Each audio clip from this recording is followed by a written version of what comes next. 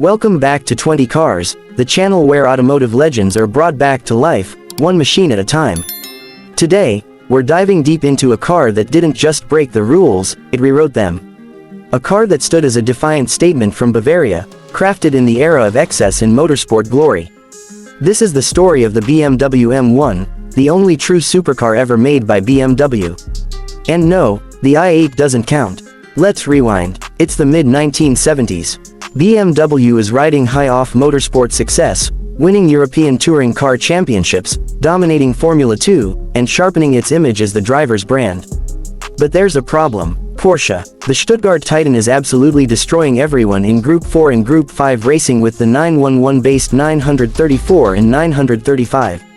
BMW wants in. But to do it, they need a homologation special, a mid-engine car, radical in design, and dripping in speed. And so, the M1 project is born. But here's the twist. BMW had never built a mid-engine car before. They were the kings of front-engine, rear-wheel drive sedans. So what did they do? They reached out to an unexpected partner, Lamborghini. Yes, you heard that right. BMW and Lamborghini joined forces in the late 1970s to create a German-Italian supercar hybrid. Lamborghini was supposed to handle chassis development and manufacturing, while BMW would handle the engines and final assembly. On paper, it looked like a dream team. In reality, it turned into chaos. Lamborghini, at the time, was nearly bankrupt. Delays piled up, and BMW got fed up. Eventually, they yanked the project back and said, "We'll do it ourselves." Chassis production was reassigned to Marchesi in Italy, the fiberglass body was made by TIR, and final assembly happened at Bauer in Stuttgart. What was supposed to be a streamlined process became an international jigsaw puzzle. But despite all the setbacks, what emerged in 1978 was unlike anything the automotive world had seen before. The BMW M1 wasn't just another performance car.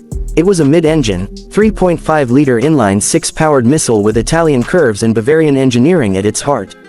Let's talk numbers. The M88 engine under the hood, designed by none other than Paul Rosche, produced 277 horsepower and revved like a race engine.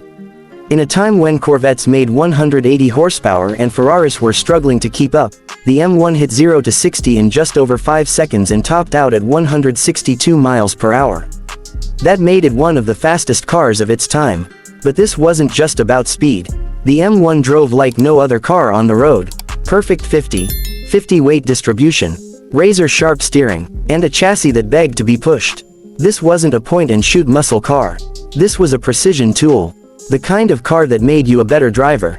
And if you ever had the chance to sit behind the wheel of one, you'd instantly understand why it's still revered today. And then there's the styling. Giorgio Giugiaro took the initial Lamborghini design and transformed it into a wedge of pure aggression. It was low, wide, and menacing. Pop-up headlights, subtle flares, that iconic BMW kidney grille, barely visible, like a secret only enthusiasts would recognize. The M1 didn't scream for attention, it demanded respect. But here's where the story gets bittersweet. BMW built the M1 to go racing. But by the time they had the required 400 road cars built for homologation, Group 4 regulations had shifted. Politics in motorsport got messy. So BMW said, "Screw it, we'll make our own racing series." Enter the Procar Championship, a one-make series where identical BMW M1s were raced by F1 drivers on F1 weekends. Imagine Niki Lauda, Nelson Piquet, and Mario Andretti all racing M1s bumper to bumper. That's not a fantasy, that happened. It was short-lived, only 2 seasons, but it was glorious. Unfortunately, the M1 never got the long racing career it deserved. Production ended in 1981, and BMW never returned to building a true mid-engine supercar. Just 453 road-going M1s were ever built. That's it, and yet, its legacy is unmatched. The M1 wasn't just about performance or design. It was a statement, a showcase of what BMW's M division could do when given complete creative freedom. It laid the foundation for everything that came after, the M3, the M5, and every M badge that followed. But none of those cars were quite as wild, as ambitious, or as misunderstood as the M1. Today, the BMW M1 is a collector's dream. Prices have skyrocketed. What was once a $60,000 supercar in the 80s now commands over $1 million at auctions. And yet, it still feels underrated. Maybe because it didn't have the racing pedigree it deserved. Or maybe because it wasn't around long enough to become mainstream. But here's the thing, for true car enthusiasts, the M1 isn't just a rare car. It's a reminder of a time when manufacturers took real risks. When racing mattered more than marketing. When passion drove production, not profit margins. And that's why the M1 is more than just a car. It's a symbol, a ghost of what could have been, and proof that BMW, for one brief moment in time, built something that could go toe-to-toe with Ferrari, Lamborghini, and Porsche. And beat them at their own game. So next time you see an M badge, remember where it all began. Not with an M3 or an M5, but with this, the BMW M1.